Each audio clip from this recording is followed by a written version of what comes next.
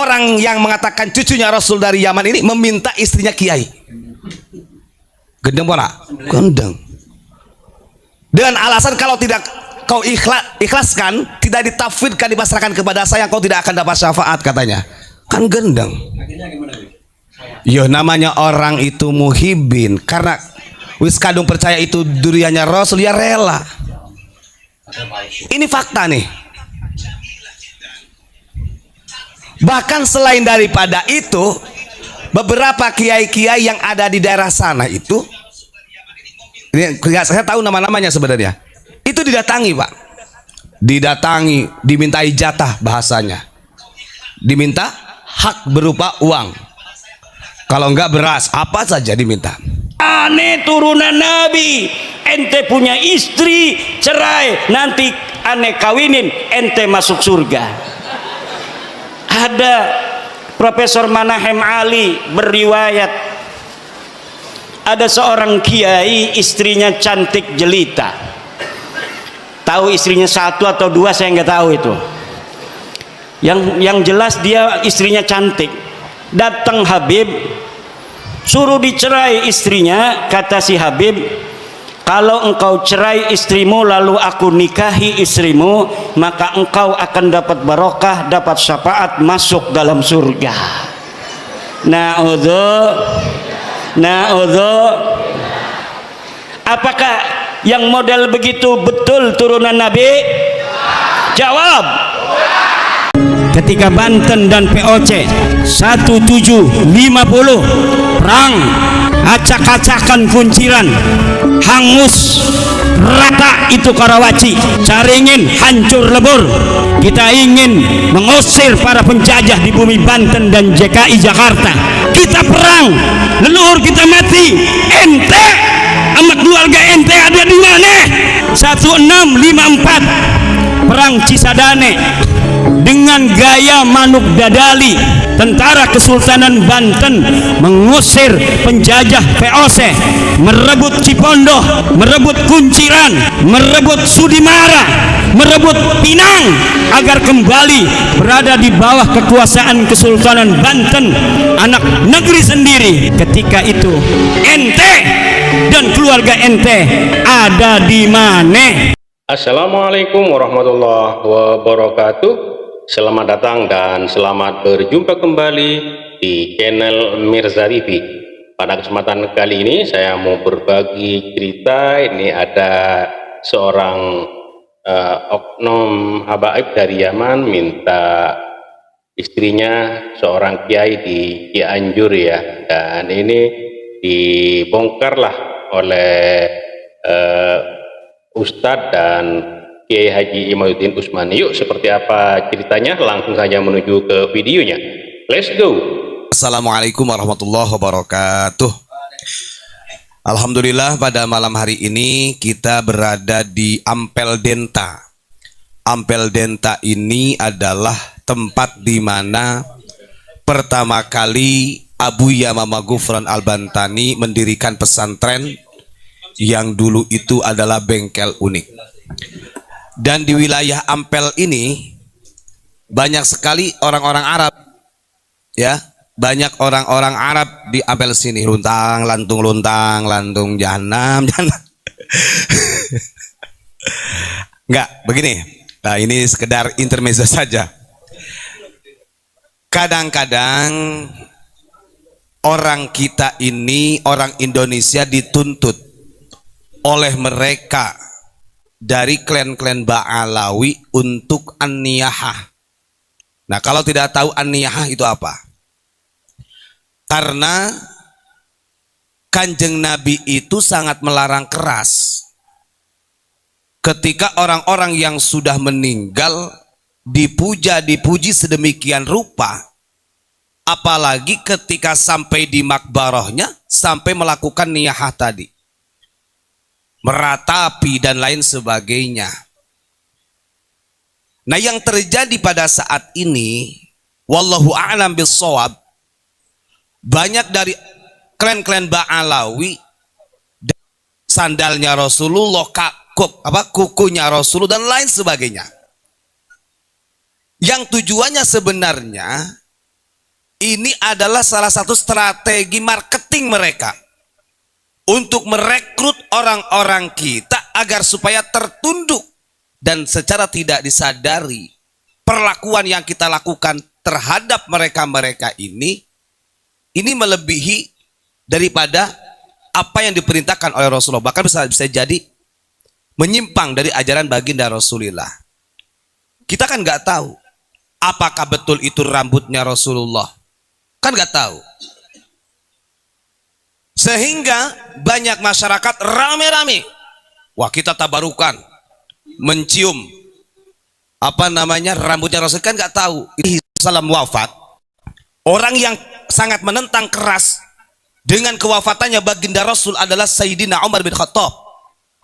Beliau tidak percaya, bahkan kata Sayyidina Umar bin Khattab, siapa saja yang mengatakan Muhammad telah mati, saya tebas dengan pedang.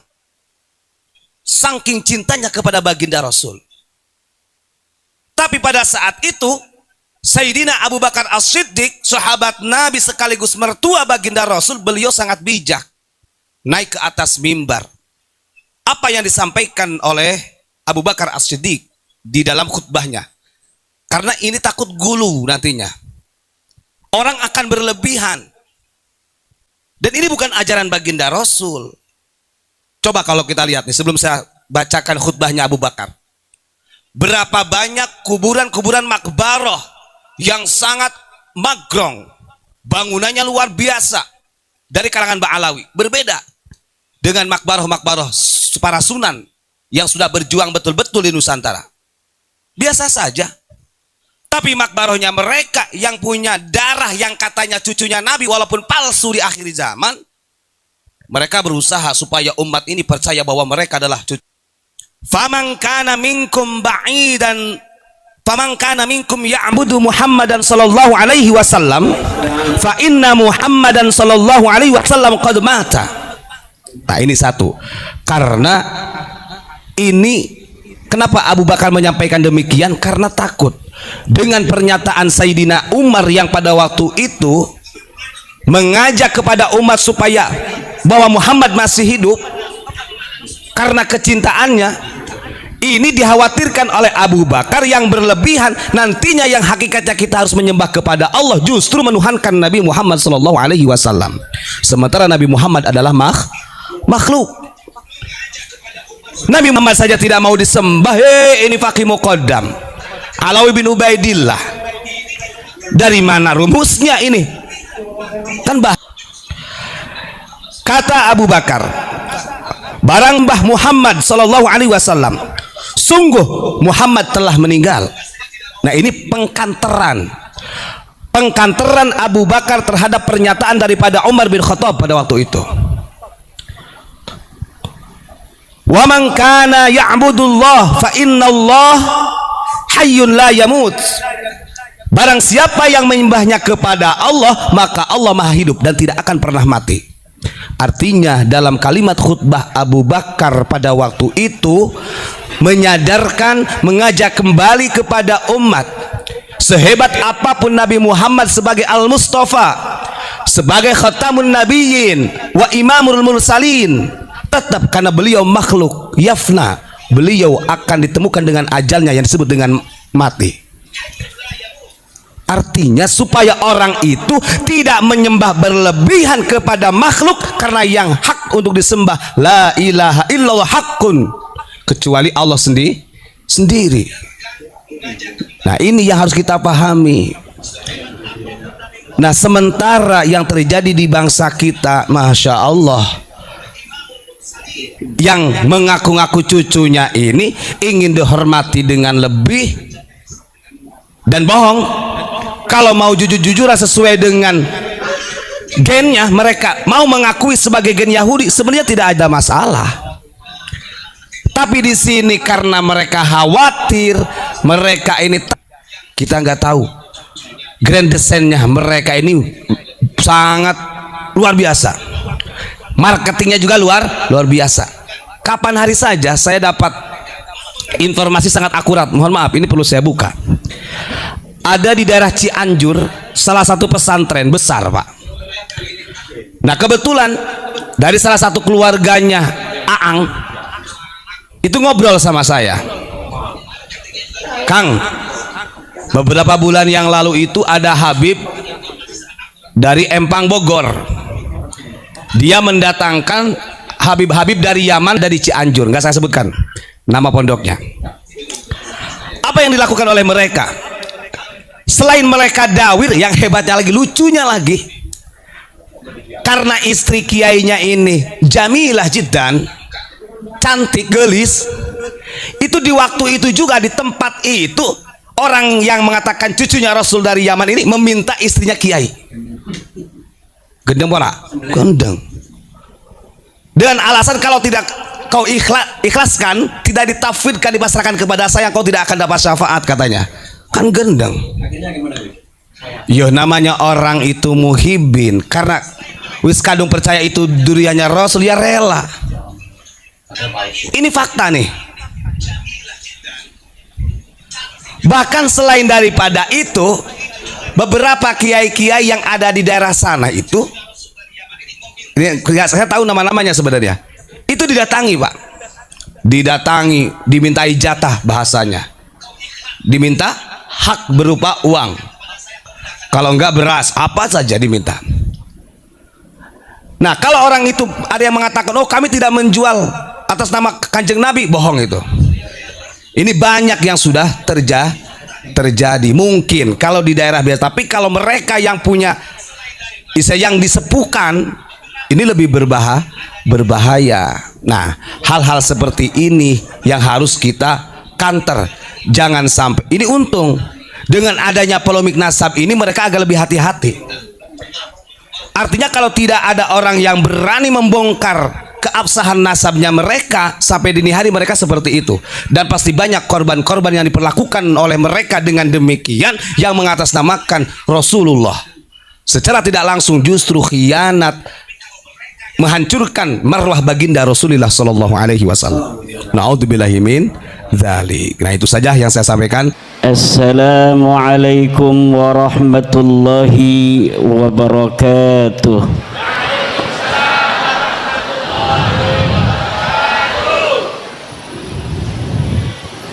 Coba yang perempuan diam, laki-laki jawab salam. Assalamualaikum warahmatullahi wabarakatuh.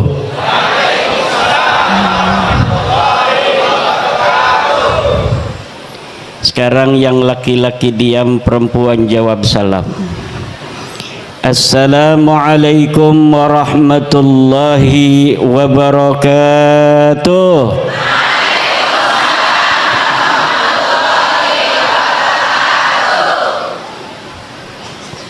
Kayaknya kerasan perempuan ini.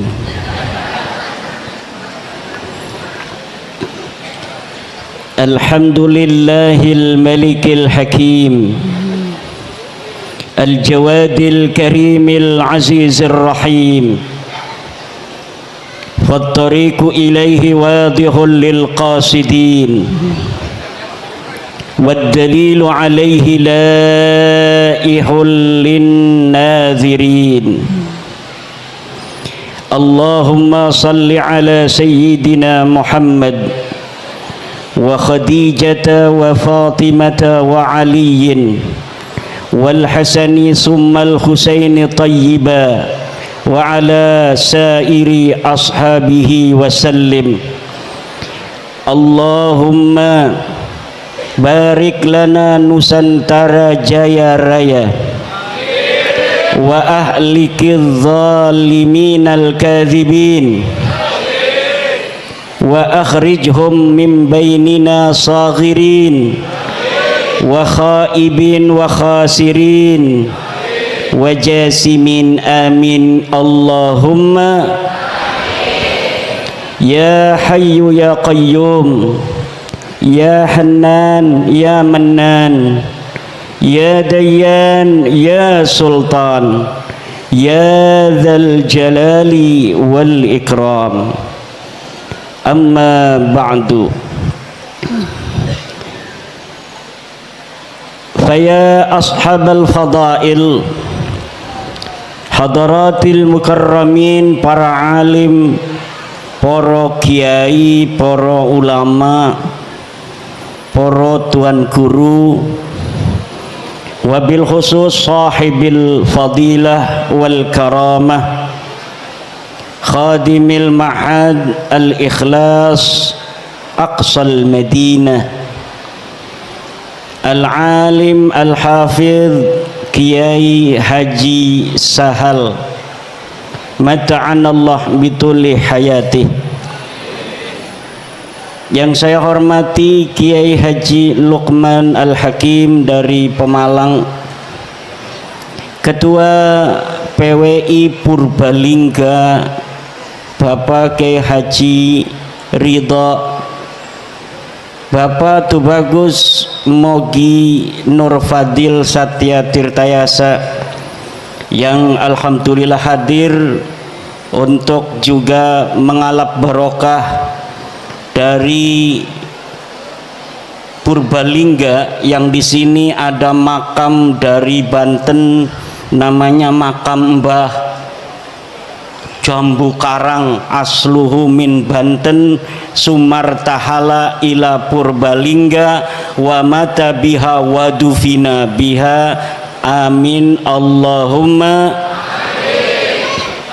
Yang saya hormati para kiai-kiai Purbalingga yang hadir, yang lain para ketua organisasi Islam, wabil khusus ketua PCNU Purbalingga, Ketua Ansor Purbalingga, Komandan Banser Purbalingga, Laskar PWI Purbalingga, dan juga para santri dan wali santri, para ibu-ibu muslimat, ibu-ibu fatayat atau nong-nong fatayat, juga pengurus IPNU dan IPPNU, LBM NU Purbalingga, RMI NU Purbalingga, dan yang lainnya.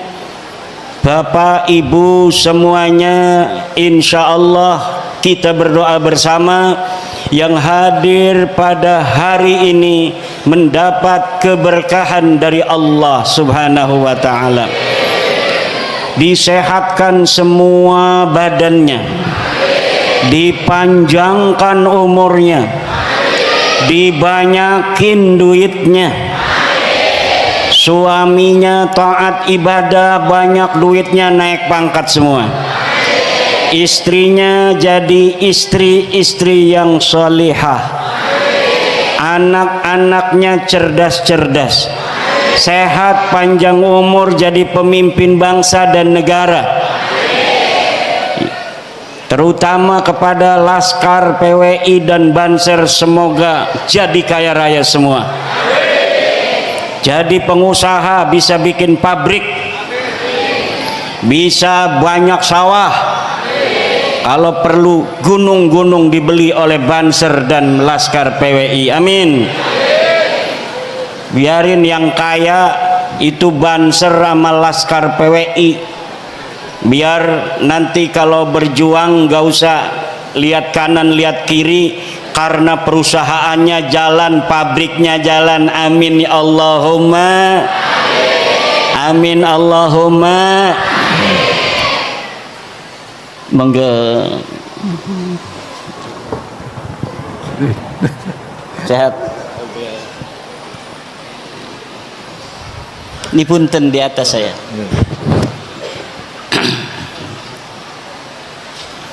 Sebuah kebahagiaan saya dapat berjumpa dengan sahabat seperjuangan di dalam ta'lim ulumid diniyah litalamidah seperti Kiai Sahal, masih muda, ganteng, jenggotnya masih hitam, nggak tahu istrinya berapa ini,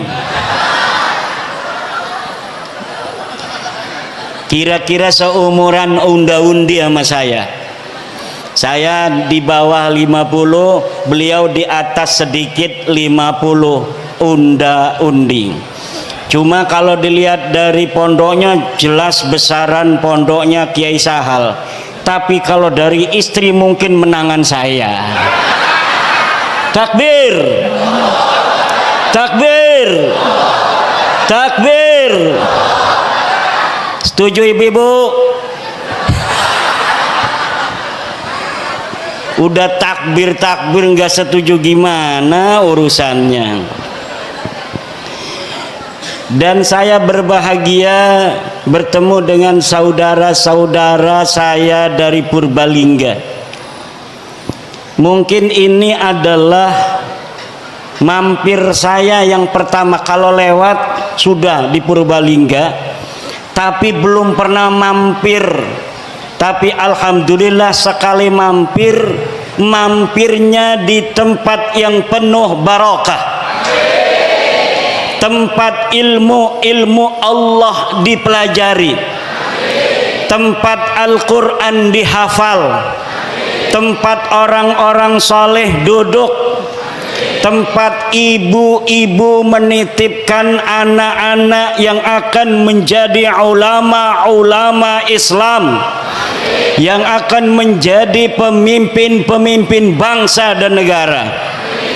Sebuah kebahagiaan yang tiada tara hari ini dapat bersilaturahmi di pondok pesantren Aqsal Madinah, ujung kota. Nggak sembarangan ini pondok pesantren Al-Ikhlas Aqsal Madinah. Ini 2 surat dalam Al-Quran. Pertama surat Al-Ikhlas, Qul huwallahu. Hafal semua ibu-ibu Qul hu? Orang yang cinta kepada surat Al-Ikhlas dia akan masuk surga. Di zaman Nabi ada sahabat kalau sholat bacanya kulhu melulu.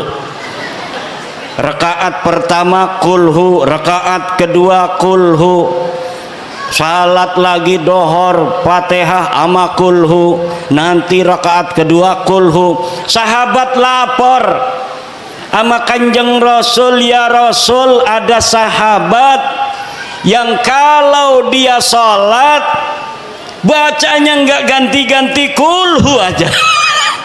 Kayaknya orang Purbalingga kalau sekarang itu. Sholat maghrib kulhu, sholat isya, sholat subuh, sholat duhur, sholat asar. Yuk bareng-bareng ngalap barokah kita baca kulhu. Ibu-ibu kayak ibu-ibu Jamiah bacanya. A'udzu billahi minasy Bismillahirrahmanirrahim. Qul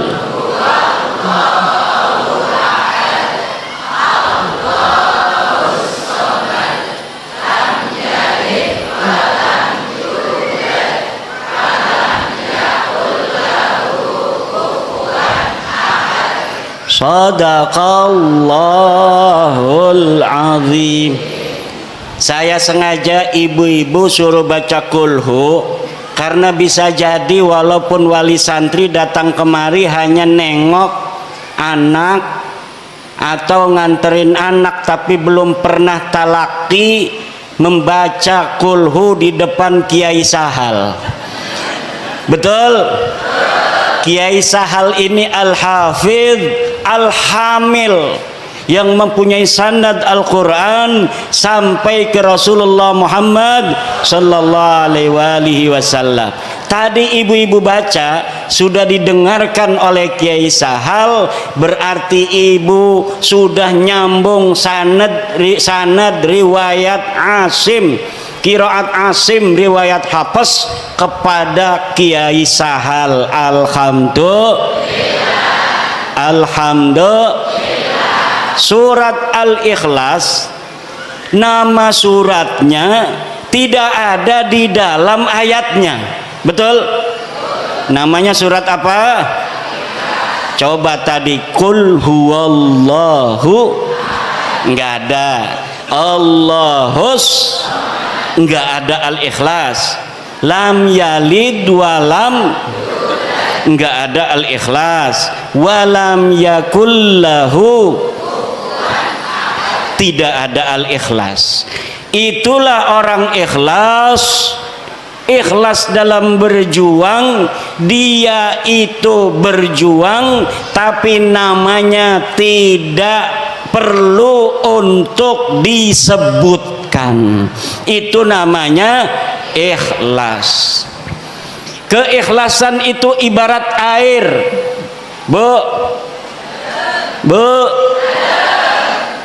Wero banyu, wero ora banyu. Wong ngebangun tembok nggo pasir nggo banyu nggo temboknya kedeleng ora? Ngomong Jawa ngerti ora? Oke, tembok kedeleng tora. Waktu bikinnya ada tapi lihat sekarang tembok ada air apa tidak? Kalau misal kita lagi bikin tembok nggak dikasih air, jadi begini apa tidak? Keikhlasan itu laksana air, dia menentukan tetapi dia tidak kelihatan. Itulah Aqsal Madinah, itu surat Kulhu tadi, surat Al-Ikhlas. Aqsal Madinah ini kalimat yang ada di dalam Al-Quran. Kira-kira Bu, surat apa? Surat Yasin. Surah Yasin. Iya, 2 harkat aja. Yasin. Banyak ini mobil tahlil disupiri oleh tukang tahlil yang baca Yasinnya ianya panjang. Yasin. Betul, keenakan, padahal ya itu hanya 2 Yasin. Gimana? Yasin. Ulangi lagi. Kalau lagi keenakan ibu-ibu jemiahan, Yasin. Ada nggak yang begitu? Itu kurang ianya 2 harkat. Yasin. Gimana? Yasin. 1 harkat gimana? Ya. 1 harkat? Ya. 2 harkat? Ya. Gimana 2 harkat? Ya. Ya disatukan. Ya. Disatukan. Ya. Itu 3 harkat. Ya. Gimana? Satukan. Ya. Gimana? 3 harkat tuh. 4 harkat. Ya. Gimana? Disatukan. Ya. Gimana? Ya. Ya.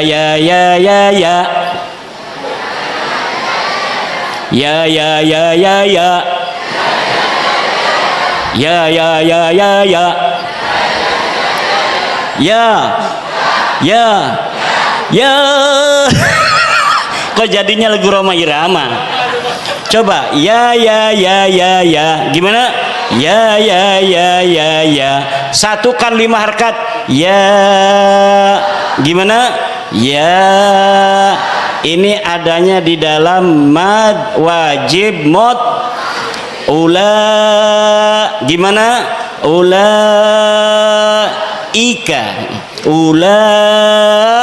Ika. Sekarang mad lazim harfi musbah yang 6 harkat. Qaf. Berapa harkat? 6. Ya. Gimana? Ya. Qaf. Gimana? Alhamdulillah. Yasin.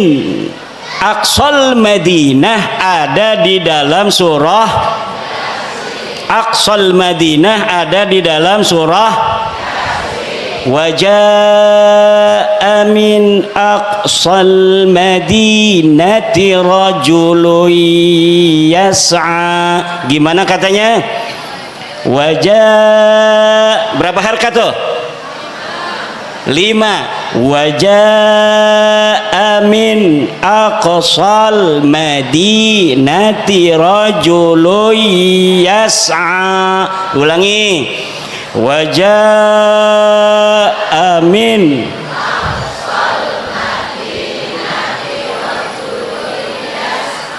rajulun yas'a. Dan datang dari Aqsal Madinah. Dari mana? Dari pondok pesantren Aqsal Madinah. Dari pondok apa? Rajulun yas'a, laki-laki yang berjalan. Wa qala ya qaumi ittabi'ul mursalin, wahai kaumku ittabi'u, ikutilah al mursalin, para orang-orang yang diutus oleh Nabi Isa. Diutus oleh siapa? Nabi Isa Rasulullah. Pangkatnya apa Nabi Isa? Nabi Isa mengutus 3 orang ke kota Antakiyah. Wakilul wakil biidnil muwakil, wakilul muwakil. Wakilul wakil biidnil muwakil, wakilul muwakil.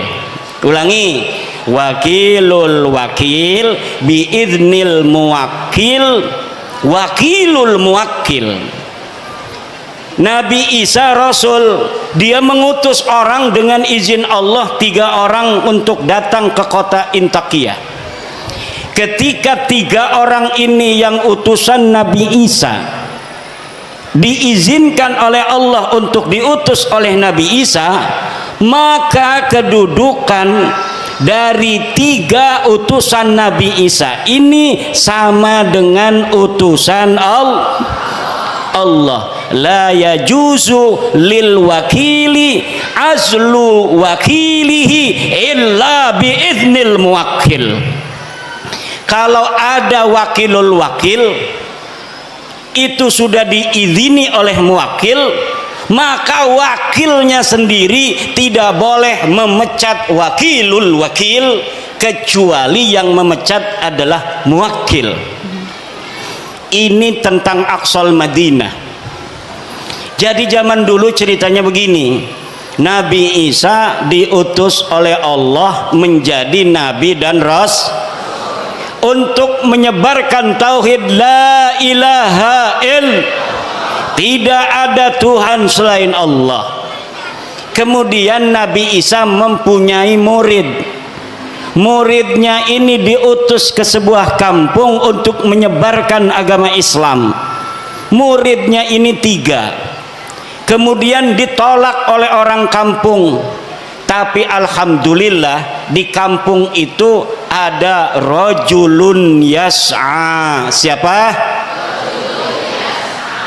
Rajulun yas'a ini menurut Syekh Nawawi At-Tanara Al-Bantani di dalam kitabnya Marah Labid atau yang dikenal dengan Tafsir Munir, namanya Habibun Najjar. Siapa namanya?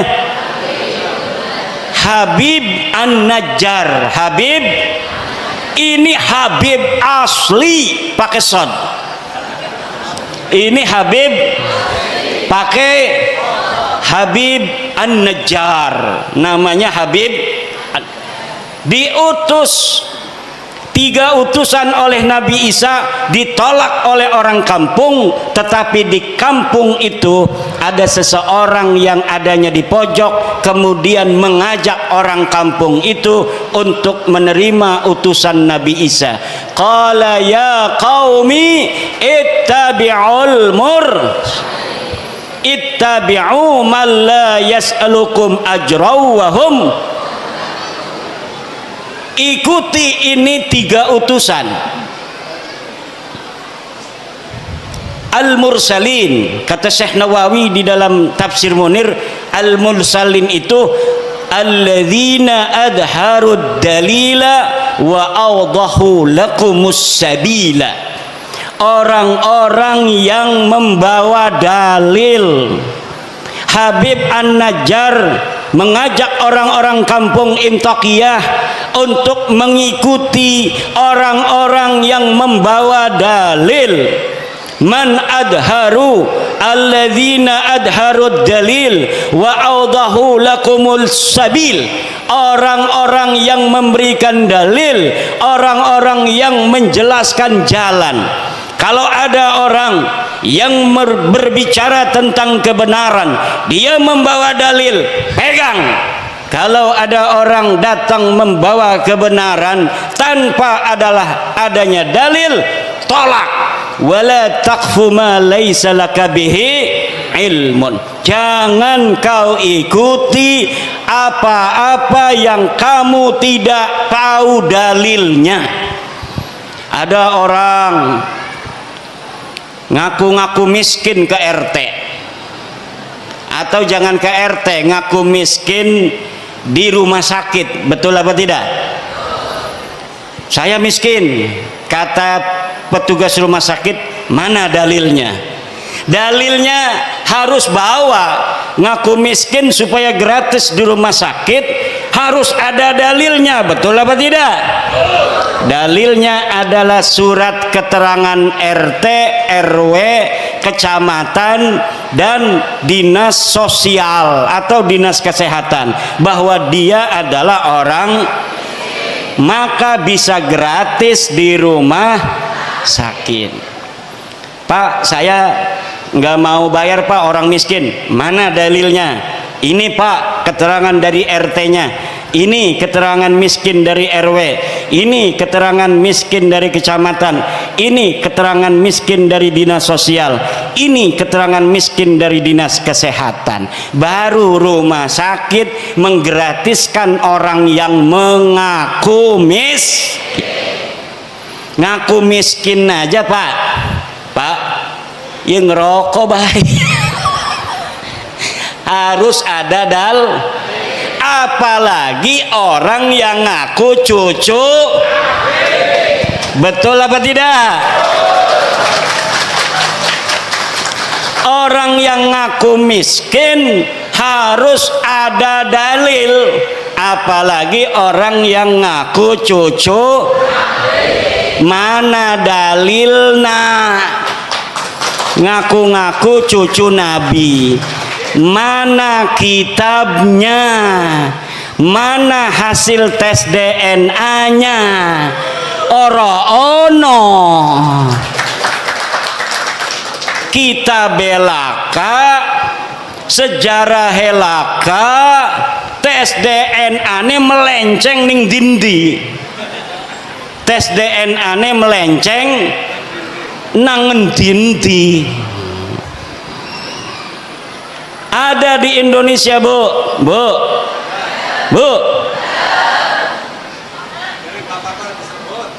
Di Indonesia ada orang ngaku cucu Nabi. Dalam tubuhku mengalir darah Rasulullah. Datang ke kiai, minta duit 40 juta. Baru saya dapat ini sebuah testimoni dari kiai di Purbalingga, bukan Purbalingga, di Banyumas. Ada kiai diparanin oleh seorang yang ngaku cucu Nabi. Yang ngaku cucu Nabi namanya Habib. Apa namanya? Nama klannya keluarga Baklawi. Keluarga apa? Dia minta uang 40 juta. Dulu katanya biasanya langsung dikasih kalau lagi punya. Kalaupun tidak punya uang, maka akan dicarikan uangnya untuk Habib, orang yang ngaku cucu Nabi, dengan harapan mendapatkan barokah dan syafaat dari baginda Nabi. Tapi kiai ini sudah dengar, ada di Banten namanya Imaduddin Usman, sudah meneliti bahwa para habib-habib yang ada di Indonesia yang ngaku cucu Nabi ini ternyata bukan keturunan Nabi. Saya yang meneliti itu, bahwa habibku ada Habib Rizik Sihab, Habib Bahar Smith, Habib Topik Segap, Habib Lutfi Yahya. Itu semua namanya keluarga Baklawi. Keluarga siapa? Saya sudah teliti seteliti-telitinya berdasarkan kitab-kitab nasab, kitab-kitab sejarah, hasil tes DNA, bahwa mereka dengan pasti mustahil sebagai keturunan baginda Nabi besar Muhammad sallallahu alaihi wasallam. Tidak terima, silahkan undang saya untuk berdebat. Kalau tidak terima, mana ente punya dalil? Kalau tidak terima, mana hasil tes DNA ente? Saya sudah tahu hasil tes DNA dari Habib-habib ini, 180 orang di Yaman sudah tes DNA dan hasilnya haplogrupnya G. Sedangkan keturunan Nabi Muhammad semuanya di Arab Saudi, di Yordan, di Maroko, haplogrupnya J1. Kalau ada orang yang mengaku keturunan baginda Nabi besar Muhammad hari ini dari jalur laki-laki semua sampai baginda Nabi sampai Sayyidina Husain, maka haplogrupnya harus J1. Sedangkan keluarga Habib Rizik, keluarga Habib Bahar, keluarga Habib Topik Segap, keluarga Habib Lutfi bin Yahya, semuanya sudah tes DNA dan bukan keturunan baginda Nabi besar Muhammad sallallahu alaihi wasallam.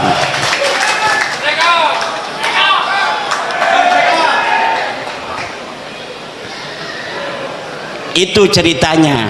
Kembali kepada Kiai Banyumas tadi tuh, karena dia sering mendengerin saya ketika si Habib ini minta uang 40 juta, dia acting pura-pura jadeb.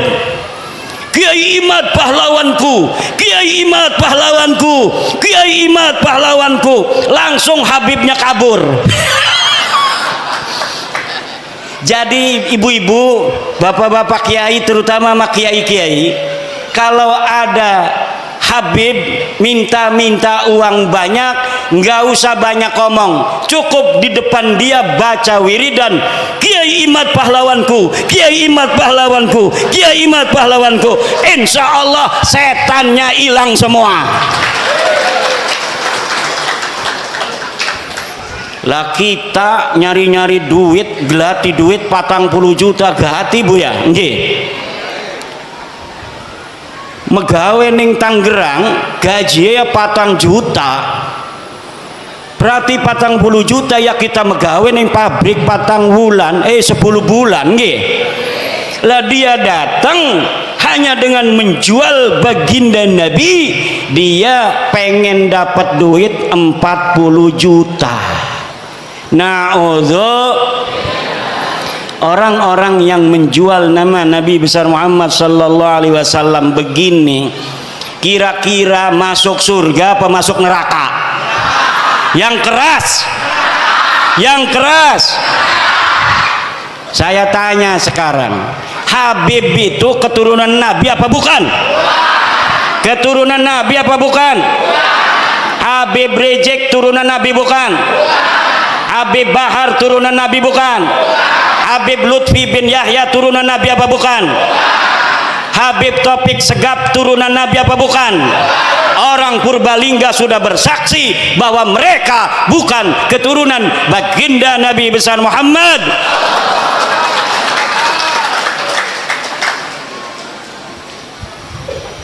Ibunda Khadijah Al-Kubra akan tersenyum kepada orang-orang Purbalingga.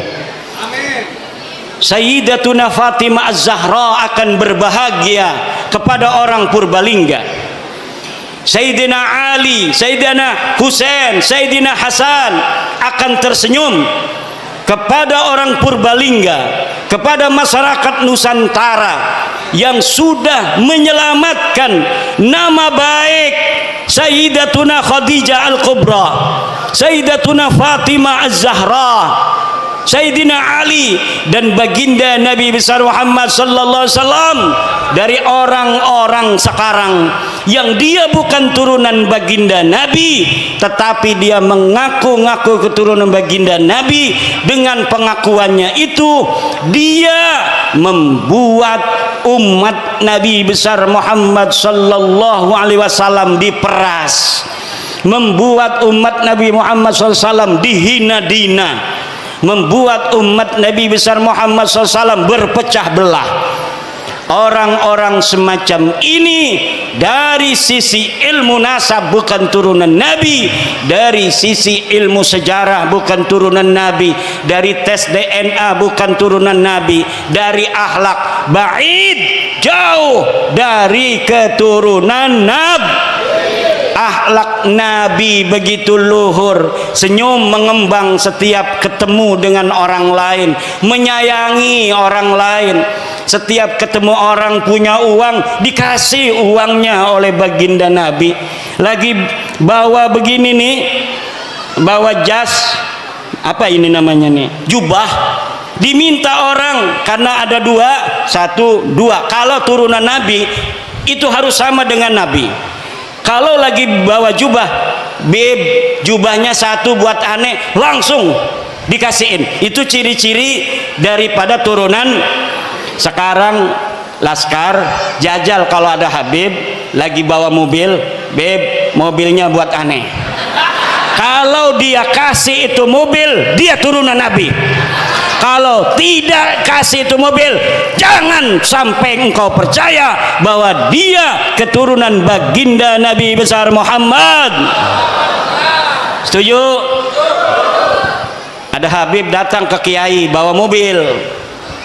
Beb, bawa apa ke sini? Mobil. Mobilnya buat aneh aja. Sebelum diminta, minta dulu.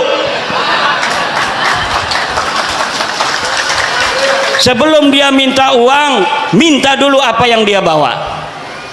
Dia bawa udang-udang begini, pinta.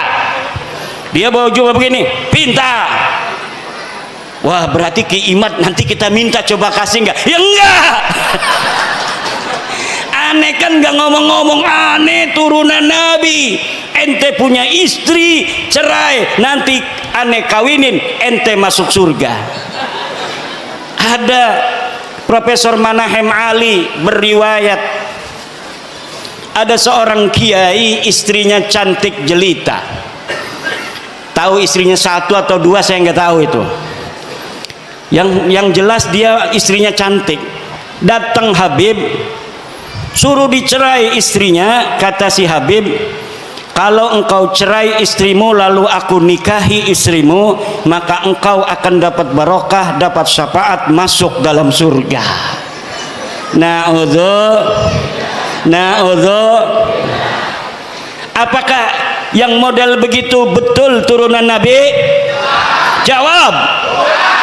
Apakah orang yang datang ke rumah kiai minta uang 40 juta itu turunan Nabi? Apakah ada orang yang menghina orang lain itu turunan Nabi? Orang yang mulutnya selalu mencaci maki Presiden Indonesia dengan alasan-alasan PKI, alasan antek asing, ijazah palsu. Apakah orang semacam itu pantas jadi cucu Nabi apa tidak? Dia cucu Nabi bukan? Orang yang selalu membuat keonaran. Orang kampung kita suruh demo tiap hari nggak dibayar, katanya untuk bela agama Islam.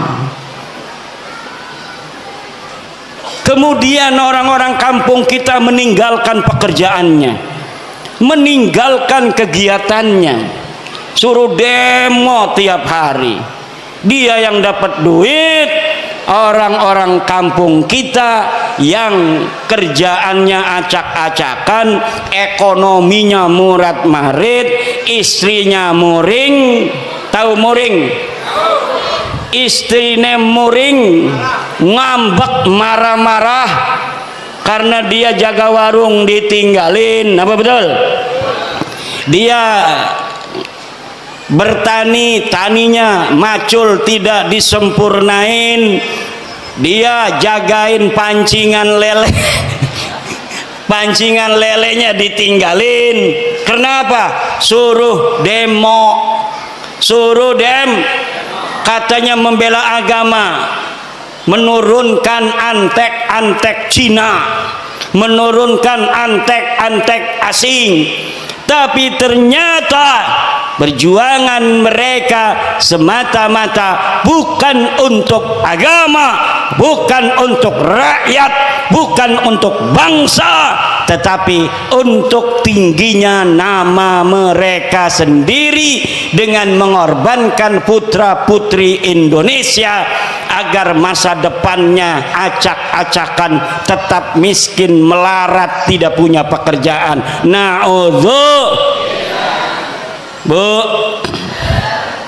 Bu, anak ibu mesantren, betul apa tidak? Anak ibu mesantren pengen jadi kiai, betul? Kiai Sahal sangat bahagia kalau anak ibu-ibu melebihi kiainya. Makanya saya bikin syair, ya Rabbi bil khalil iftah kulla talibina waj'alhum khairan minna wa khairal umami. Ya Rabbi bil khalil iftah kulla talibina waj'alhum khairan minna wa khairal. Ya Rabbi bil Khalil, ya Tuhan dengan barokah Syekh Khalil Bangkalan, iftah kulla talibina, beri futuh santri-santri kami, waj'alhumu, jadikan mereka khairan minna, lebih baik daripada aku, wa khairal umami, dan sebaik-baiknya umat. Seorang kiai akan bahagia kalau muridnya lebih pinter daripada dirinya, betul? Kalau gurunya hafal Quran cuma 2 juz kayak saya, itu juga dulu. Saya sekarang punya murid sudah hafal 30 juz karena habis mondok di saya belajar kitab kuning, dia ngaji di pondok tahfidz, sekarang sudah 30 juz. Saya senang dan bahagia. Dia dulu bisa baca kitab, sekarang sudah hafal Al-Qur'an. Kalau gurunya sudah 30 juz, seneng kalau muridnya hafal 35 juz. Kalau ada lebih dari 30 juz itu senang mungkin gurunya. Tetapi ada seorang atau sebuah kelompok, dia tidak bergelar kiai. Kalau kiai, muridnya jadi kiai senang, betul? Tapi ada Habib punya murid namanya Mukibin. Ini Mukibin tiba-tiba pas udah 2 tahun dia pakai Al-Habib. Wong Banyumas, gua Al-Habib. Lah kira-kira gurunya itu yang seorang Habib marah apa tidak kalau ada murid tiba-tiba pakai gelar Al-Habib? marah, itu bisa dipukulin, dipersekusi. Kenapa? Karena bagi mereka nasab itu lebih utama daripada ilmu. Sedangkan menurut ajaran Islam, ilmu itu mutlakon lebih mulia daripada nasab. Ilmu itu mutlakon lebih mulia daripada takwa adalah kunci daripada kemuliaan. Ukuran daripada kemuliaan adalah takwa. Inna akramakum indallahi, sesungguhnya orang yang paling mulia di antara kalian adalah orang yang paling bertakwa. Itu adalah barometer kemuliaan. Siapa orang paling bertakwa, dialah orang yang paling mulia. Apakah dia anak seorang kiai? Apakah dia anak seorang raden? Apakah dia anak seorang tubagus? Dia seorang petani? Dia seorang penjual cilok? Dia seorang yang miskin? Dia seorang yang kaya? Kalau dia bertakwa, maka dialah orang yang paling Ini ajaran Islam apa ajaran Habib? Islam. Tapi ajaran Habib, dia ngomong sama santri-santrinya, kalau nanti jadi kiai banyak ilmunya, jangan sampai di hatimu ada perasaan sama dengan Habib.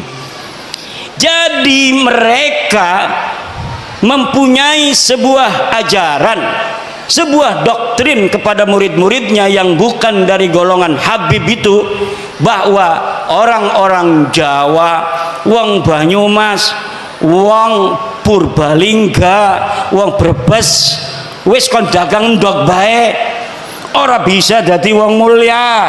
Sirama sampai kapan bae tugasnya ngormati kula. Kok sira duwe anak, anake ngormati anak kula. Kok sira duwe putu, putune ngormati putu kula. Anak kira duwe buyut, buyute ngormati buyut kula. Sampai kiamat tugasnya sira jadi hamba sahaya. Tugasnya kita lan turunan kita jadi raja, jadi wong mulia. Ini ajaran Islam apa ajaran Habib? Ajaran Islam apa ajaran Habib? Ajaran Islam apa ajaran Habib? Ajaran Islam, siapa saja dia, dari siapa dia dilahirkan tidaklah penting, tetapi yang penting bagaimana dia nanti menatap kehidupan. Kalau dia belajar kemudian pintar, dia bisa jadi presiden di Indonesia walaupun dia hanya anak petani dari Purbalingga. Walaupun dia hanya anak seorang pedagang kecil di Purbalingga, kalau dia kemudian masuk STPDN, dia bisa menjadi bupati di Purbalingga. Siapapun dia, walaupun dia hanya anak seorang yang mencari limbah, pemulung, tapi dia kemudian masuk TNI, dia jadi jenderal, kemudian dia menjadi panglima TNI, itu adalah ajaran Islam. Dia bisa jadi jenderal, dia bisa menjadi AKBP, dia bisa menjadi kolonel, walaupun hanya anak seorang petani yang tidak punya sawah. Petani nyambut tapi abai nyelengi be, alhamdulillah duite gena sekolah ning Akpol, duitnya sekolah ning perwira, akhirnya jadi jenderal. Maka di dalam ajaran Islam dan ajaran Pancasila tidak dinilai dia dari keturunannya, tapi dinilai dari prestasinya. Ini ajaran Islam sesuai dengan ajaran Pancasila. Tapi ajarannya rasis, kabib, lamun uang dudu turunan kabib, uang lanang ora bisa ngawin turunan Kabib. Kenapa ora bisa? Karena kita mah turunannya Nabi. Jere siapa sira turun Nabi? Jere bapak kula. Bapak nirani jere siapa? Bapak kula nih ya jere bapak tua kula. Bapak tua kamu kata siapa? Kata, tapi saya minta buktinya. Tidak ada bukti. Saya minta dalilnya. Tidak ada Saya minta tes DNA, hasil tes DNA-nya haplogrup G. Orang yang bukan hanya mereka bukan keturunan Nabi, tapi juga mereka bukan orang Arab. Leluhur mereka orang Kaukasia, orang Turki yang tidak punya tempat. Mereka hidup nomaden, kemudian mereka tinggal di Kaukasus, kemudian dihancurkan, menyebar ke India, menyebar ke Pakistan, menyebar ke Eropa, menyebar ke Yaman. Dari Yaman pindah ning Indonesia. Ning Indonesia ngaku putune Nabi. Jadi wes ibu-ibu nurut ning kiai-kiai desa. Nurut ning kiai-kiai ning desa kita ana sing ngajar Fathul Qorib ning musola. Wonge 5 sing ngaji, sing siji ngantuk, sing siji izin. Tinggal wong telu, sing telu ning ngantuk. Ngajar Fathul Qorib kiai, dia yang ngajar ngaji, dia yang bawa kopi. Dia yang ngajar ngaji, dia yang bawa kopi.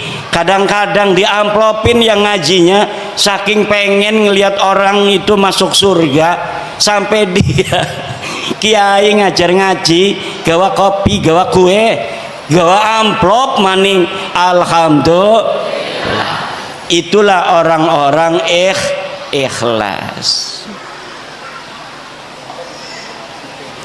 Lah sekarang Bu, karena mereka sudah tahu bahwa mereka itu gagal jadi keturunan Nabi, ngegawa-gawa Wali Songo supaya gagal jadi turunan Nabi. Kata mereka Wali Songo juga sama turunan Baklawi. Padahal dari zaman dulu mereka menghina-hina Wali Songo, keturunannya tidak ada. Wali Songo keturunannya terputus. Tapi sekarang sudah diteliti mereka bukan cucunya Nabi. Mereka katakan Wali Songo itu keluarga mereka Baklawi. Rizik Syihab sebelum saya membuat tesis tentang bahwa para Kabib itu bukan turunan Nabi, dia ditanya oleh orang tentang Azmat Khan. Dia jawab, saya bukan ahli nasab, tanya saja itu ke Rabitah Alawiyah. Sekarang dia ketika nasab Habib ini sudah putus, gagal jadi putune Nabi, dia kemana-mana kampanye, ceramah muter-muter mengatakan bahwa Wali Songo Sunan Gunung Jati, anaknya yaitu Sultan Hasanuddin adalah merupakan keturunan dari Baklawi sama dengan Habib-Habib. Iki arane pengen ngegawa Wali Songo rungkat kaya dewekanane. Mereka sudah rungkat, mereka tidak sudi, tidak ridho. Kalau hanya mereka yang rungkat, mereka juga ingin bawa-bawa Wali Songo yang asli putune Nabi. Wali Songo asli putune Nabi. Pengen supaya Wali Songo juga sama-sama putus nasabnya, sama-sama rungkat nasabe 2024. Ning dindi ceramah muter-muter pakai takbir lagi, salah pakai takbir. Saudara-saudara, Sunan Gunung Jati punya istri Nyai Rara Santang, takbir. Ligane salah. Nyai Rara Santang itu bukan istrinya Sunan Gunung Jati, tapi ibunya Sunan Gunung Jati. Udah salah pakai takbir. Takbir. Marah anak-anaknya, keturunan Sunan Gunung Jati, akhirnya minta maaf. Saya mohon maaf ya. Sekarang dia ngomong lagi bahwa Sunan Ampel adalah anaknya Sunan Gresik. Salah maning baik. Kalau di Banten dia takut sama cucu-cucu Sultan Hasanuddin seperti saya sampai dia minta maaf. Sekarang saya tantang cucu-cucu Sunan Ampel yang ada di Surabaya, bisa tidak mereka membuat Rizik Syihab minta maaf kepada keturunan Sunan Ampel Surabaya? Kalau sama Sultan Hasanuddin Sunan Gunung Jati dia sampai minta maaf, sekarang orang Surabaya kalau dia tidak minta maaf atas kesalahannya itu dengan mengatakan Sunan Ampel anaknya Sunan Gresik, padahal Sunan Ampel anak daripada Ibrahim Asmoro, maka berarti keturunan Sunan Ampel yang ada di Surabaya tidak dianggap oleh Rizik Syihab seperti turunan Sunan Gunung Jati Syarif Hidayatullah. Coba mana eta turunan Sunan Ampel di dia? Tuntut, suruh minta maaf. Bukan bapaknya Sunan Ampel Ibrahim Asmoro Kondi. Kalau Sunan Gresik itu Maulana Malik Ibrahim, harus minta maaf. Semakin ngomong semakin banyak salahnya dia. Karena apa? Bukan ahli nasab, nggak ngerti nasab, maksa-maksain bicara nasab. Saking marahnya sama saya, marah bener sama saya itu. Saya sejak kecil jadi cucu Nabi, masa mau mati jadi mantan cucu Nabi? Yang bener aja. Ama Roma Irama marah juga. Roma Irama sampai ditelepon marah. Kata Roma Irama, siapa lu negur-negur gue? Wih, hebat juga tuh Bang Haji. Bang Haji Roma kenal bu? Bu, kenal nggak Bang Haji Roma? Yang nyanyi apa contoh lagunya? Sebujur Bangkai. Satu lagu Roma Irama Sebujur Bangkai lebih utama dari ceramah para habaib 70 habaib. Satu lagu Sebujur Bangkai Roma Irama lebih mulia dan lebih manfaat bagi umat Islam daripada ceramah 70 habaib.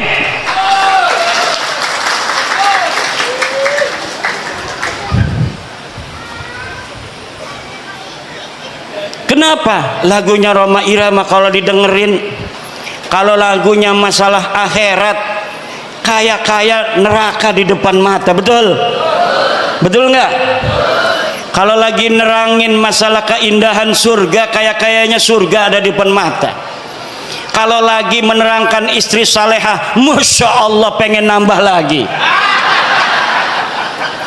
Setiap keindahan yang tampak oleh mata. Apa tuh? Nggak hafal saya.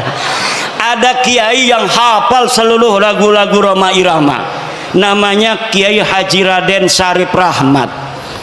Itu di rumahnya bukan kitab, dia mah kaset semua. Masya Allah, padahal hafal Quran, pinter baca kitab kuning, tapi ngefan banget sama Roma Irama sampai dia mengatakan bahwa Roma Irama adalah waliyun min auliyaillahi ta'ala.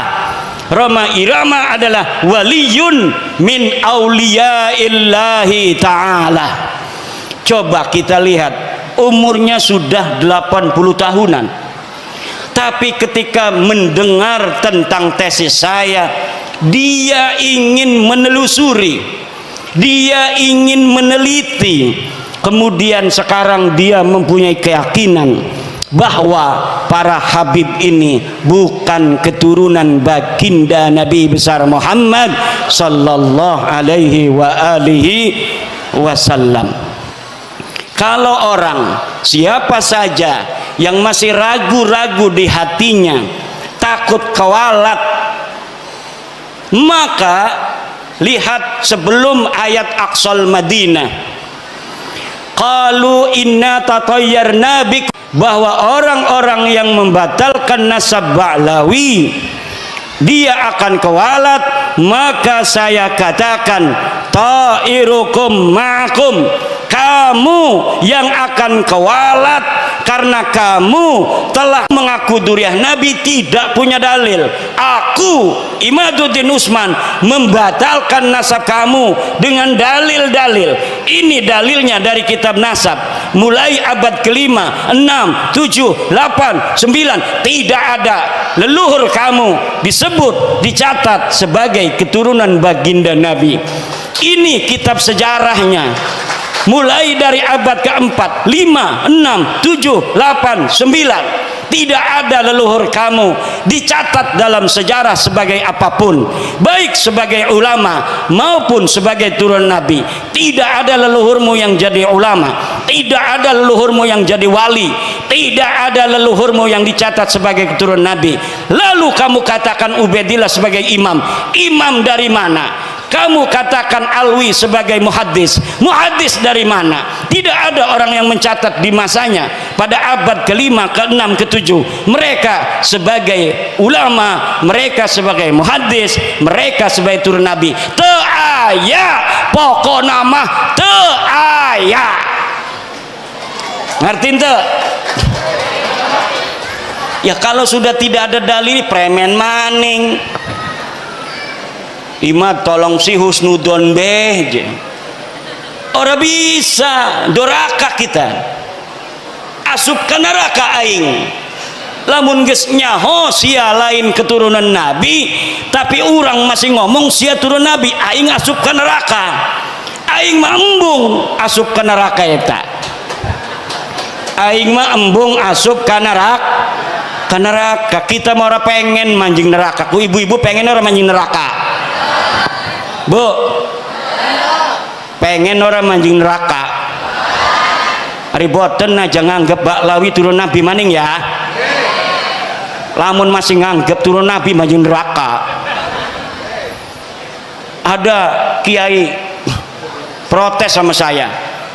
Hai Kimat, kenapa pernah mengatakan walaupun ulama-ulama di dunia memfatwakan karena suatu hal Ba'lawi sebagai cucu Nabi, saya tidak akan terima. Saya pernah ngomong begitu, betul.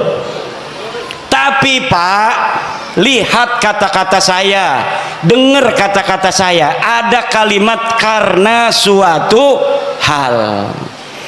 Kalau ulama-ulama sedunia berfatwa memfatwakan karena suatu hal Ba'lawi sebagai cucu Nabi, saya tidak akan terima.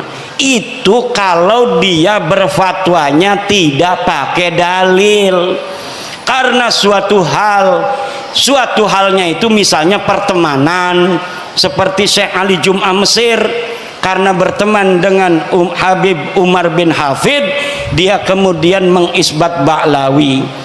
Syekh Ibrahim bin Mansur karena dia sama-sama nasabnya putus, dianggap putus oleh orang Arab, haplogrupnya juga bukan J1, Ibrahim bin Mansur.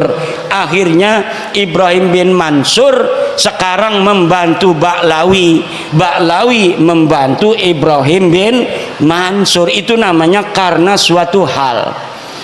Kalau mereka datang dari seluruh dunia membawa dalil, maka kita terima, walaupun itu akan mustahil ditemukan dalil-dalil tentang ketersambungan Ba'lawi. Kenapa saya berani mengatakan mustahil? Karena algoritmanya tidak memungkinkan. Kenapa tidak memungkinkan? Karena di abad 9 saya sudah ainul yakin melihat dalil-dalil bagaimana mereka membangun nasab itu di abad 9. Tidak ada sebelumnya. Maka tidak mungkin akan ditemukan dalil di abad ke-8, dalil di abad ke-7, dalil di abad ke-6. Tidak mungkin ditemukan karena algoritma pembentukan pabrikasi daripada nasab mereka hanya baru ada di abad 9. Kalau sampai mereka bawa manuskrip katanya abad ke-6, ke-5, saya pastikan itu manuskrip palsu. Apakah ada buktinya? Woi Kiai ngomong manusia palsu. Saya sudah menemukan banyak pemalsuan di dalam sejarah Ba'lawi. Saya banyak menemukan banyak pemalsuan dalam kitab-kitab Ba'lawi seperti kitab Abnaul Imam yang ditulis abad kedua Hijriyah lalu ditambahin di abad kelima, kemudian dikatakan sebagai kitab abad kelima, padahal kitab itu ditambahin lagi pada abad ke-11, pada abad ke-13. Jadi apa yang tercatat di dalam kitab Abnaul Imam bukan semata-mata abad kedua, bukan semata-mata abad kelima, bukan semata-mata abad 11, bukan semata-mata abad ke-13, dan bukan semata-mata dicetak pada abad 15 sekarang. Ini baru dicetak. Tetapi dari banyaknya penulis dari satu masa ke masa yang lainnya tidak ada dibedakan ini catatan dari abad 2, ini catatan dari abad 5, ini catatan dari abad 11, ini dari abad 13. Tidak dibedakan. Kalau kita ngaji kitab Fathul Qorib, ada matan takrib, ada Fathul Qorib. Untuk membedakan matan dan sarahnya itu ada dalam kurung. Kalau yang dalam kurung itu matan, yang selebihnya itu syarah. Tapi dalam kitab Abnaul Imam tidak dibedakan mana karya Toba-Toba, mana karya yang lainnya. Jumlahnya semuanya ada 4 orang, 5 dengan muhakkiknya. Mereka telah mencetak kitab dengan ditambahi, kemudian diasosiasikan nama ulama tertentu yang ulama itu tidak mencatat daripada apa yang mereka tambahkan.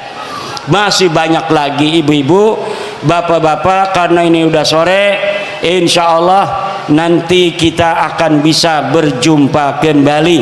Kita berdoa ibu-ibu panjang umur, sehat badan, banyak duit, anaknya soleh solihah, bapak-bapak juga semuanya banyak duitnya. Ini yang hadir di sini dan anak keturunannya ila yaumil qiyamah jadi orang kaya raya semua, jadi orang yang berilmu semua, jadi orang yang berpangkat tinggi semua, bermanfaat dan menjadi pahlawan untuk generasinya masing-masing. Allahumma amin, Allahumma. Santri Padepokan Sunan Kalijaga adalah murid daripada Kiai Syarif Rahmat. Murid Kiai nanti jadi Kiai, bahkan bisa lebih dari Kiai. Ada jamaah yang muridnya disebut bukan santri tapi muhibbin, gurunya disebut Habib. Selama-lamanya muhibbin ini enggak bakal jadi Habib.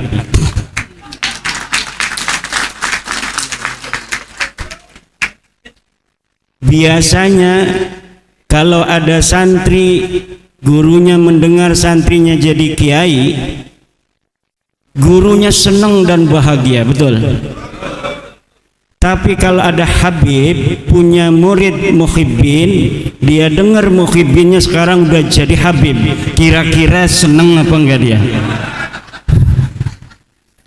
Itu bisa dipersekusi, saudara, betul enggak? Makanya Rasulullah memanggil murid-muridnya ashab.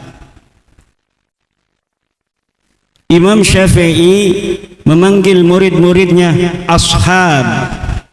Tradisi ini diteruskan oleh kalangan Syafi'iyah memanggil murid-murid Imam Asy-Syafi'i dan kemudian para ulama-ulama Syafi'iyah sebagai ashabus Syafi'i. Karena seorang ashab, seorang murid akan ditaikkan derajatnya, bisa sampai gurunya, bahkan bisa lebih daripada gurunya. Tapi kalau pecinta itu hanya mencintai saja. Rumus para pecinta adalah rela menderita demi yang dicintainya.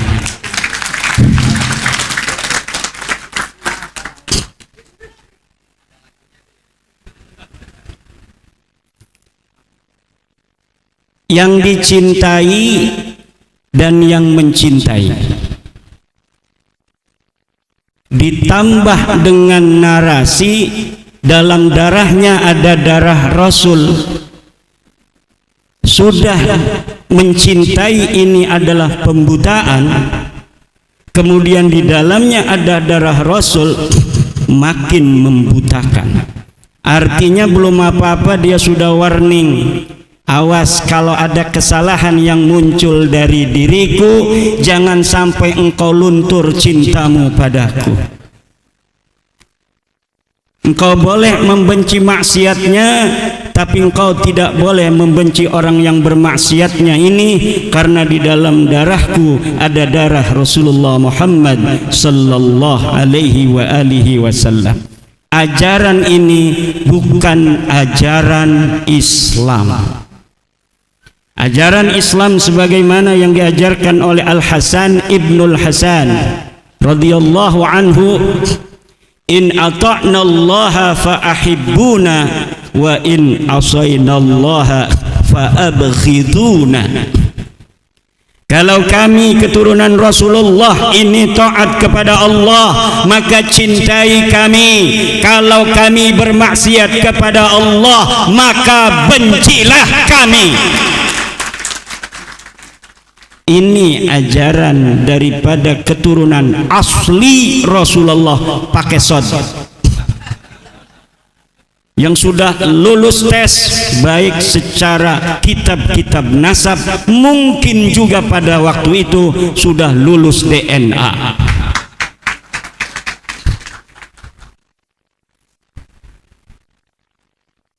Bahkan di dalam ajaran Al-Quran, orang-orang yang menisbatkan dirinya kepada Rasulullah, apabila dia berbuat maksiat, maka maksiatnya itu yudha'af lahal azabu dhi'fain, akan ditikelkan, akan dilipatkan kesalahannya itu, dianggap akan diberikan 2 kali siksa.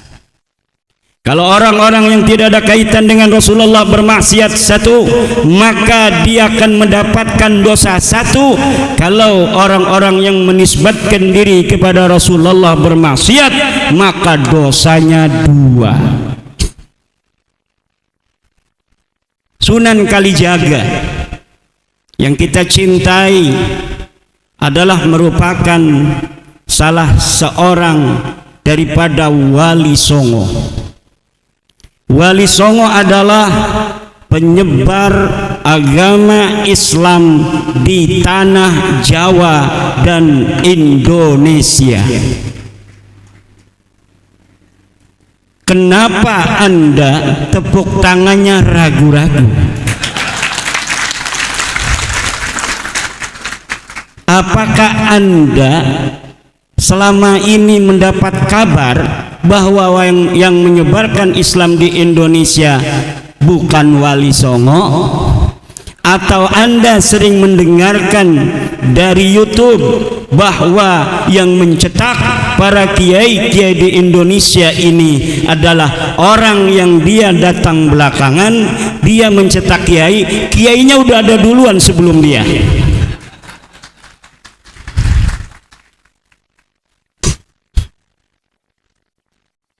Yang menyebarkan agama Islam di Indonesia ini Wali Songo.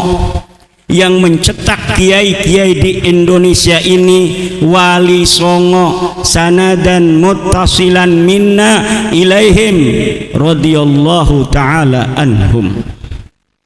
Saya contoh, ini ada enggak kesambungan daripada silsilah ilmu kepada Wali Songo? Saya belajar pada Syekh Astari Cakung, beliau belajar kepada Syekh Ishaq Cakung, beliau belajar kepada Syekh Rafi'uddin Cakung, beliau belajar kepada Syekh Alim, beliau belajar kepada Syekh Abdullah, beliau belajar kepada Syekh Ibrahim, beliau belajar kepada Syekh Hasan Al-Basri, beliau belajar kepada Syekh Mahmud, beliau belajar kepada Tubagus Saleh, beliau belajar kepada Sultan Abul Mafakhir Mahmud Abdul Qadir, beliau belajar kepada Syekh Rana Manggala, beliau belajar kepada Maulana Yusuf, beliau belajar kepada Sultan Hasanuddin, beliau belajar kepada Sunan Gunung Jati Syarif Hidayatullah, beliau belajar pada Sunan Ampel radhiyallahu ta'ala anhum.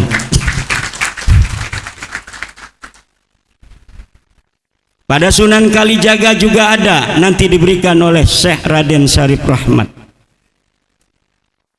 Ilmu apa saja, ilmu fikih ada sanadnya, ilmu tauhid ada sanadnya, sampai nyandung ada sanadnya. Barang siapa yang berani-berani nyandung tanpa sanad, maka roja'a min haitsu jaa'a.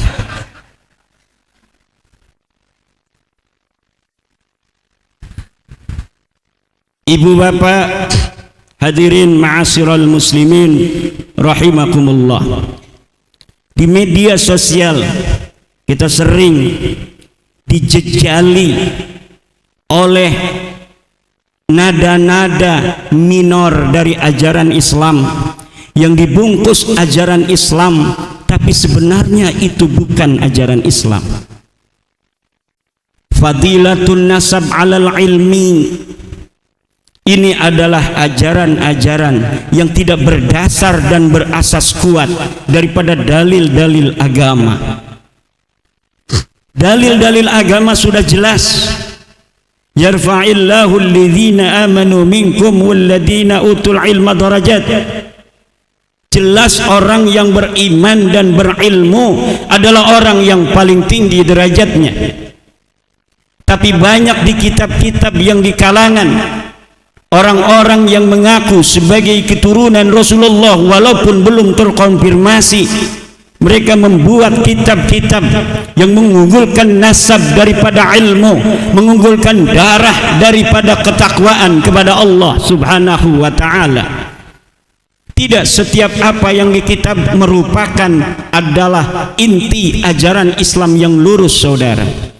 Kita harus telaah, ada enggak patokan dan sandaran dari apa pikiran seorang ulama. Apakah pikiran itu berasal dari pikiran jernih seorang mujtahid, seorang faqih, atau ada pikiran-pikiran itu, pendapat-pendapat itu yusyammu minhu raihatun min rawaihil jahiliyah. Ada bau-bau jahiliyah yang diajarkan dalam tradisi-tradisi penulisan kitab kuning. Lihat di dalam kitab Qurratul Ain karangan Al-Maghribi, fadilatul ilmi tafuqu ala fadilatin nasab. Jelas Syekh Nawawi Tenara mengatakan, innal alima alladhi kana min ghairi man yantasibu ila Rasulillah sallallahu alaihi wasallam yafuqu ala ghairil alimi alladhi yantasibu ilaihi sallallahu alaihi wasallam bi 60 darajah. orang alim yang bukan keturunan Rasul itu lebih tinggi derajatnya daripada orang yang bodoh yang dia bernasab kepada Rasulullah Muhammad sallallahu alaihi wasallam. Hampir seluruh ulama-ulama berpendapat hal yang sama, bahwa syaraful ilmi yafuqu ala syarafin nasab. Yang aneh orang yang enggak punya nasab bela-bela narasi bahwa nasab lebih utama daripada ilmu. Aneh. Prestasi sama dengan ilmu, amal sama dengan prestasi. Agama Islam adalah agama prestasi. Agama Islam adalah agama ilmu. Agama Islam adalah agama takwa. Siapa orang yang paling bertakwa, dia orang yang paling mulia. Ajaran Islam, ajaran Al-Quran, inna akramakum indallahi atqakum, jelas. Dan setiap narasi yang berbeda dengan Al-Quran ini ditolak mentah-mentah. Nasab, Al-Quran telah mengatakan fala ansaba, tidak ada nasab di hari kiamat yang akan bermanfaat. Setiap ada dalil-dalil di bawahnya yang bertentangan dengan itu, patut diduga bahwa dalil-dalil itu adalah dhaif. Dan ini yang harus dikembangkan di tengah-tengah bangsa Indonesia ini. Bangsa yang telah kita sepakati bersama untuk kita hidup dari suku Sunda, Betawi, Jawa, Sasak, Batak, Madura, Kalimantan yang pakai Dayak itu namanya, Papua, semuanya kita saudara. Dan ternyata setelah hasil tes DNA dari orang-orang Papua, orang-orang NTT, orang-orang Sunda, orang-orang Jawa dan Dayak, walaupun dari sisi kulit berbeda saudara, tes DNA-nya dinyatakan dari satu leluhur yang sama. Maka kecintaan kita orang-orang Sunda kepada orang Papua sebagaimana kita mencintai orang-orang Sunda lainnya, karena orang Papua dan orang Sunda adalah satu, yaitu bangsa Indonesia, dan ternyata tes DNA-nya sama dengan kita. Kelihatannya orang Dayak dengan kita berbeda. Lihat hasil tes DNA yang telah dikeluarkan oleh badan yang menanganinya, dan kita bisa akses di internet bahwa orang Dayak, orang Papua, orang Maluku, orang Sunda, orang Jawa dan orang Batak, nilai hasil tes DNA-nya sama dari leluhur yang tidak berbeda. Dan ini yang harus kita jadikan sebuah perekat. Kita boleh berbeda dalam agama, kita boleh berbeda dari sisi bahasa, kita boleh berbeda dari sisi kebiasaan, tradisi kemasyarakatan, tapi kita diikat oleh nilai-nilai keindonesiaan yang sama. Kita harus bersatu, berdaulat, adil dan makmur. Merdeka, bersatu, berdaulat, adil, dan apa dulu yang disebutkan oleh the founding father? Merdeka dulu, habis merdeka baru bersatu. Setelah merdeka bersatu baru berdaulat, adil dan makmur. Buat apa kita adil dan makmur kalau tidak berdaulat?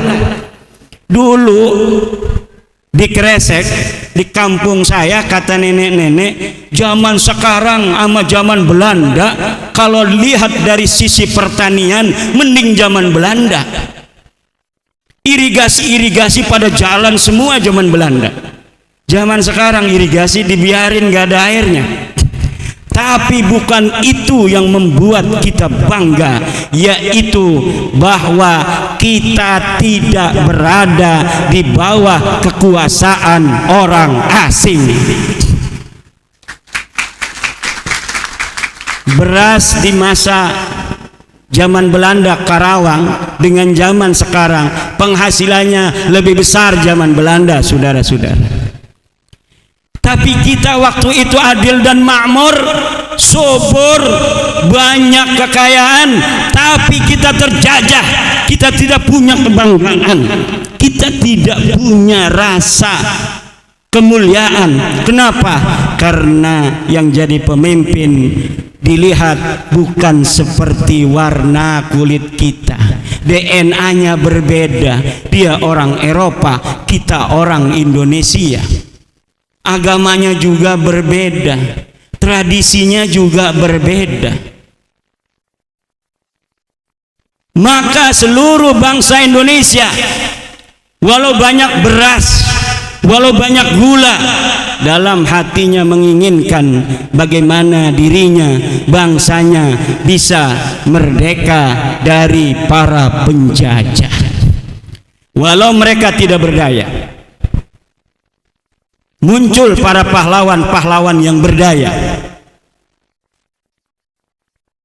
Muncullah Pangeran Diponegoro, muncullah Imam Bonjol, muncullah Kiai Haji Zainal Mustafa dari Tasikmalaya, muncullah Kiai Haji Asnawi dari Caringin.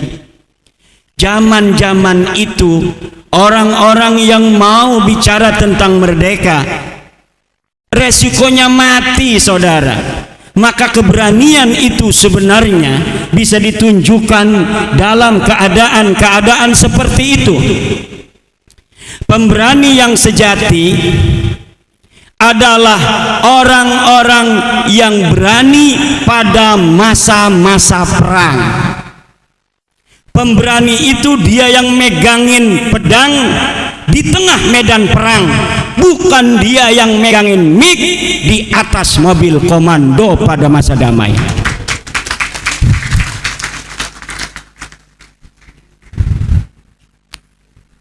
Ada orang ngajak-ngajak perang, megangin mic, teriak-teriak, siap perang, siap. Siap perang, siap. Ya perang sama siapa? Kita kagak ada musuhnya, betul? Perang sama siapa? Perang sama polisi, bugot ente. Perang sama tentara, Anda mau memberontak negeri. Nggak ada penjajah, kita aman-aman saja. Ngadain acara pada Sukahari ini aman tentram, betul nggak? Malam kemarin saya ceramah ditolak, menolak Imaduddin, pemecah belah umat. Saya datang aja, ngapain coba, mana? Kagak ada yang mongol. Kita sudah bisa ukur, saudara, keberanian orang-orang yang hari ini ada di Indonesia. Orang-orang yang hari ini ada di Indonesia, yang berani siapa? Yang berani adalah mereka, orang-orang Indonesia yang leluhur mereka ada di Surabaya pada tanggal 10 November 1945. Mereka bilang mereka pemberani. Hei, kamu dan keluargamu, ketika 1926 rakyat Banten perang, kamu dan keluargamu ada di mana? Ketika 1888 Cilegon perang, ente dan keluarga ente ngumpet di mana? Ketika 1825 Perang Jawa, ente dan keluarga ente ada di mana? Ane cari kagak ada. Ketika Banten dan POC 1750 perang, acak-acakan kunciran, hangus rata itu Karawaci. Caringin hancur lebur. Kita ingin mengusir para penjajah di bumi Banten dan DKI Jakarta. Kita perang, leluhur kita mati. Ente sama keluarga ente ada di mana? 1654 perang Cisadane dengan gaya manuk dadali. Tentara Kesultanan Banten mengusir penjajah VOC, merebut Cipondoh, merebut Kunciran, merebut Sudimara, merebut Pinang agar kembali berada di bawah kekuasaan Kesultanan Banten, anak negeri sendiri. Ketika itu ente dan keluarga ente ada di mana?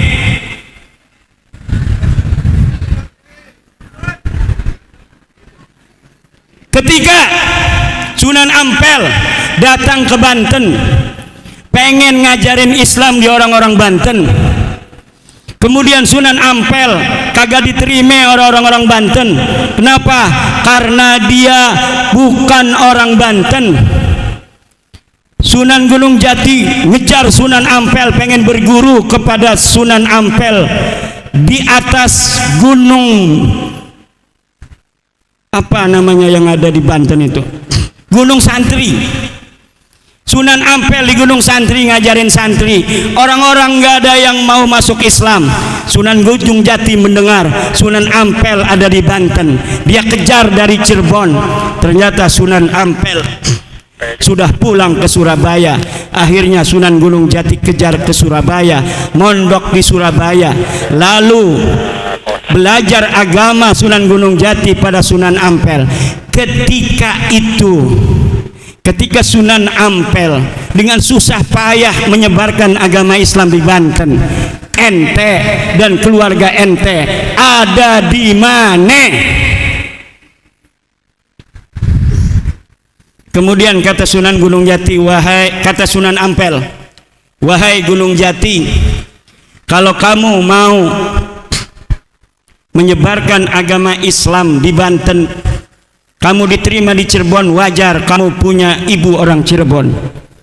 Tapi kalau kamu ngajarin agama Islam di Banten, gak bakal diterima. Saya pengalaman di Banten gak ada orang berbondong-bondong mau masuk Islam, karena yang nyebarin saya bukan orang Banten.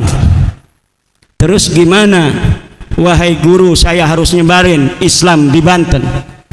Ente wirid hijib maghrobi, cewek cantik orang Banten, ambil jadikan istri. Akhirnya ada cewek cantik Nyai Kaung Anten di wirid. Bismillahirrahmanirrahim. Akhirnya mau Nyai Kaung Anten jadi istri daripada Sunan Gunung Jati.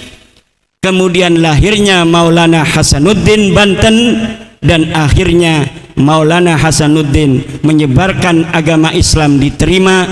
Li'anna lisanahu lisanu Banten wa adatahu adatu Banten wa hum ya'tarifuna bi annahum kahwa bi annahu kahum. Orang-orang yang berpikir seperti ini dalam cara-cara menyebarkan agama Islam di Nusantara tidak akan mengalami benturan dengan orang-orang Indonesia. Dan hampir seluruh para wali-wali yang ada di Indonesia, min Aceh ila Lampung, wa min Merak ila Banyuwangi, wa min Bali ila NTT, wa min Maluku ila Papua, ada cara-cara pernikahan yang ditempuh untuk menyebarkan agama Islam. Walaupun tingkat keberhasilan mereka di bumi Indonesia bermacam-macam, tetapi caranya satu, cara tasamuh, toleransi, saling asah, saling asih, menyentuh hati, bukan dengan kekerasan dan perang.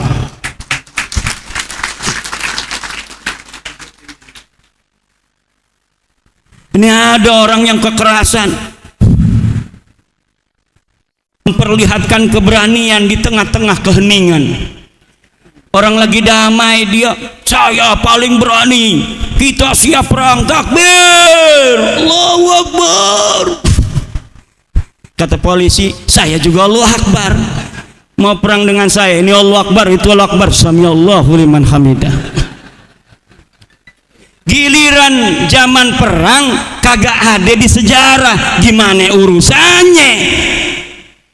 Kita baca-baca, ini ada kagak yang mati di medan perang? Ada enggak nih dari suhada 10 November? Kagak ada. Ada enggak di 1888 perang Cilegon? Kagak ada. Yang ada fatwa bahwa yang berontak pada orang kafir Belanda itu adalah orang yang melawan ajaran agama. Na'udzu. Saya ingat kisah Bani Israel kepada Nabi Musa, ngajak-ngajak perang. Hei Nabi Musa, ayo kita perang, kita kalahkan orang-orang Palestina. Takbir, Allahu Akbar. Giliran datang kewajiban perang kepada Nabi Musa, diumumkan pada Nabi Musa, wahai Bani Israel, betul seperti yang kalian inginkan, sekarang sudah datang perintah berjihad melawan orang-orang yang memusuhi kita Bani Israel. Besok kita akan perang. Siap. Diem aja. Itu yang takbir-takbir kemarin kagak ada yang Mongol. Yang ada apa yang mereka katakan, fadhhab anta wa rabbuka faqatila inna huna qa'idun. Hai Musa, kamu aja yang pergi sama Tuhanmu. Peranglah kamu dengan Tuhanmu. Kami di sini duduk enak-enakan. Itu orang Bani Israel, orang Yahudi. Watak Yahudi itu Ki Mujib begitu. Satu ciri-ciri Yahudi, kalau lagi masa damai ngajakin lagi perang kagak mau dia. Ngapain gua, katanya, mati nanti. Paling takut orang Yahudi pada kematian, saudara. Orang Yahudi paling takut itu ciri Yahudi pertama tuh. Penakut tapi sok berani di masa-masa damai. Kalau masa perang datang, ngumpet di bawah rok istrinya. Buktinya mana? Buktinya kagak ada satupun keluarga mereka masuk dalam syuhada Indonesia.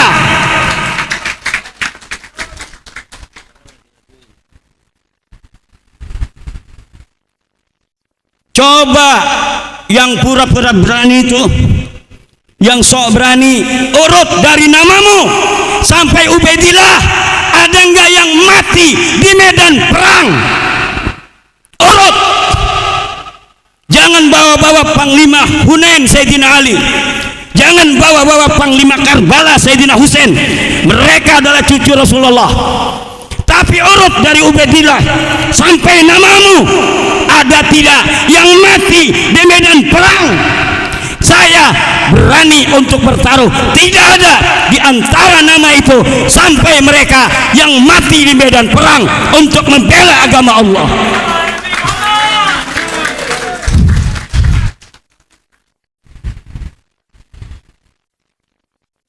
Ini ada penyanyi dari Solo, reinkarnasi ini, Yang kedua, adat-adat orang Yahudi itu tafakhur bil ansab. Apa?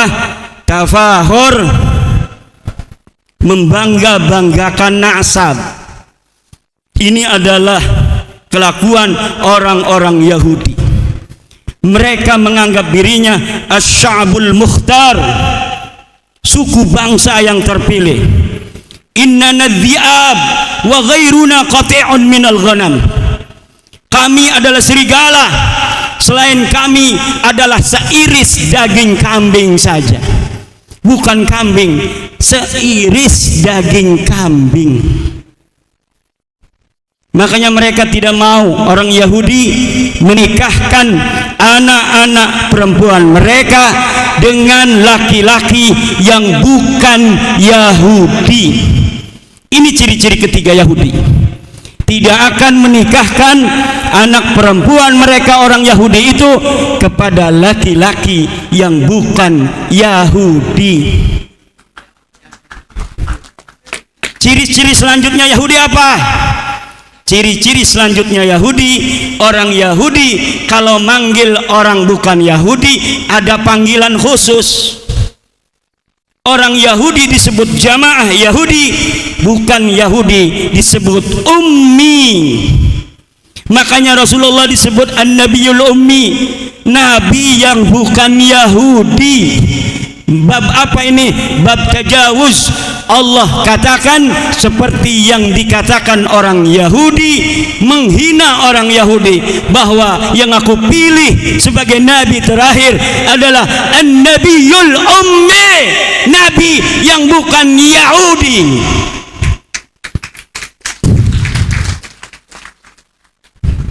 Ada orang-orang yang memanggil selain keluarganya dengan sebutan khusus, dicurigai ada gen-gen Yahudi di sana.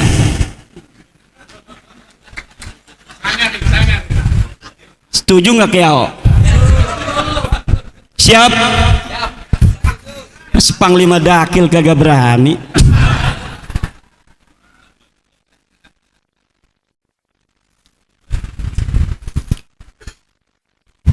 Marilah saudara-saudara, para santri-santri pada suka ada singkatannya, pada sukanya juga sudah bermakna tanpa singkatan.